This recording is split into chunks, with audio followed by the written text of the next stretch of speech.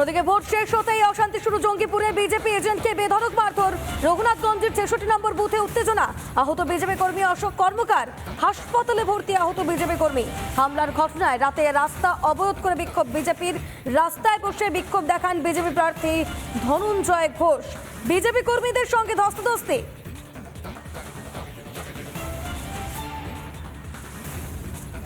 ভোটের একেবারে শেষ লগ্নে বিজেপি এজেন্টকে ব্যাপক মারধর করার অভিযোগ।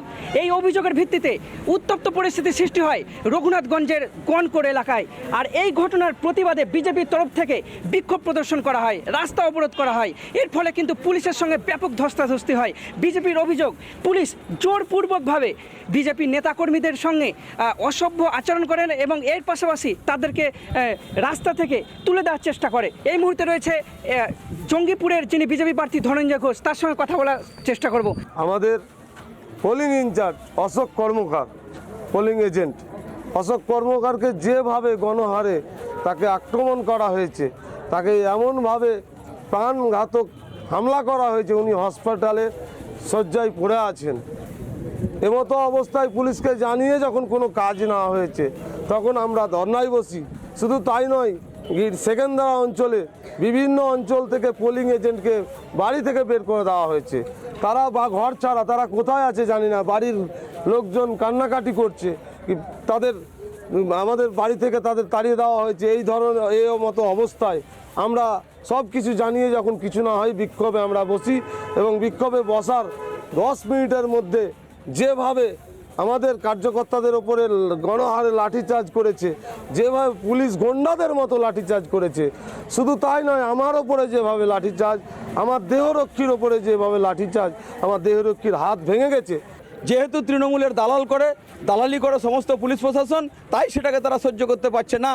যে ঘটনা আমাদের জেলা সভাপতি, আমাদের প্রার্থী যেটা আজকে করেছেন, যে একটা জায়গায় ভোটের লাইনে দাঁড়িয়ে এখানকার ব্লক সভাপতি তিনি হুমকি দিচ্ছেন সবকে লাইনে দাঁড়িয়ে যে ভোটটা আমাদের দিতে হবে, না হলে দেখে নেব। উনি তার প্রতিবাদ করেছেন, তার সঙ্গে ধস্তাধস্তি করেছে। আমাদের সভাপতিকে তিনি ধাক্কা দিয়েছেন, তারপরে উনি ধাক্কা দিয়েছেন। এইটা পুলিশ প্রশাসন, বিশেষ করে তৃণমূলের পুলিশ প্রশাসন সহ্য করতে পারছে না। আজকে তারই এইটা ফলস্বরূপ ওরা এইটা ঘটনা ঘটালো আর উদ্দেশ্য প্রণোদিতভাবে ঘটেছে। আমরা এর বিরুদ্ধে বৃহত্তর আন্দোলন করব। দোষী যদি অ্যারেস্ট না হয় আর আমাদের যারা চিকিৎসায় আছে হসপিটালে, সেই সব আমরা তাদেরকে রিকভারি করব, আগে তাদের সুস্থ করব, তারপর আগামী দিনে আমাদের বৃহত্তর আন্দোলন চলবে।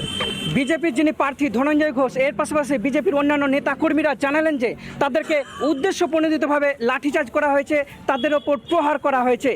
এই ঘটনায় যারা দোষী তাদের যদি উপযুক্ত শাস্তি না হয় তাহলে তারা বৃহত্তর আন্দোলনে নামবে। মুর্শিদাবাদের রঘুনাথগঞ্জ থেকে সৌমিত্র দাস, রিপাবলিক বাংলা। ওদিকে ভোট শেষ হতেই অশান্তি শুরু জঙ্গিপুরে। বিজেপি এজেন্টকে বেধড়ক মারধর। রঘুনাথগঞ্জের ৬৬ নম্বর বুথে উত্তেজনা। আহত বিজেপি কর্মী অশোক কর্মকার। হাসপাতালে ভর্তি আহত বিজেপি কর্মী। হামলার ঘটনায় রাতে রাস্তা অবরোধ করে বিক্ষোভ বিজেপির। রাস্তায় বসে বিক্ষোভ দেখান বিজেপি প্রার্থী ধনঞ্জয় ঘোষ। বিজেপি কর্মীদের সঙ্গে ধস্তাধস্তি।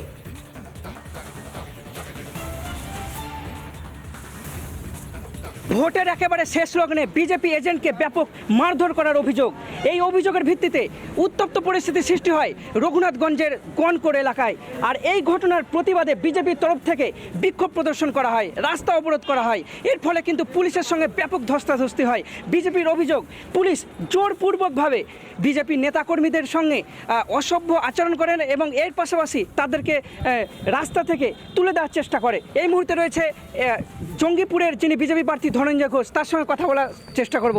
আমাদের পোলিং ইনচার্জ অশোক কর্মকার, পোলিং এজেন্ট অশোক কর্মকারকে যেভাবে গণহারে তাকে আক্রমণ করা হয়েছে, তাকে এমনভাবে প্রাণঘাতক হামলা করা হয়েছে, উনি হসপিটালে শয্যায় পড়ে আছেন। এমতো অবস্থায় পুলিশকে জানিয়ে যখন কোনো কাজ না হয়েছে তখন আমরা ধর্নায় বসি। শুধু তাই নয়, সেকেন্দারা অঞ্চলে বিভিন্ন অঞ্চল থেকে পোলিং এজেন্টকে বাড়ি থেকে বের করে দেওয়া হয়েছে। তারা বা ঘর ছাড়া, তারা কোথায় আছে জানি না। বাড়ির লোকজন কান্নাকাটি করছে, তাদের আমাদের বাড়ি থেকে তাদের তাড়িয়ে দেওয়া হয়েছে। এই ধরনের এই মতো অবস্থায় আমরা সব কিছু জানিয়ে যখন কিছু না হয় বিক্ষোভে আমরা বসি এবং বিক্ষোভে বসার 10 মিনিটের মধ্যে যেভাবে আমাদের কার্যকর্তাদের ওপরে গণহারে লাঠিচার্জ করেছে, যেভাবে পুলিশ গন্ডাদের মতো লাঠিচার্জ করেছে, শুধু তাই নয়, আমার ওপরে যেভাবে লাঠিচার্জ, আমার দেহরক্ষীর ওপরে যেভাবে লাঠিচার্জ, আমার দেহরক্ষীর হাত ভেঙে গেছে।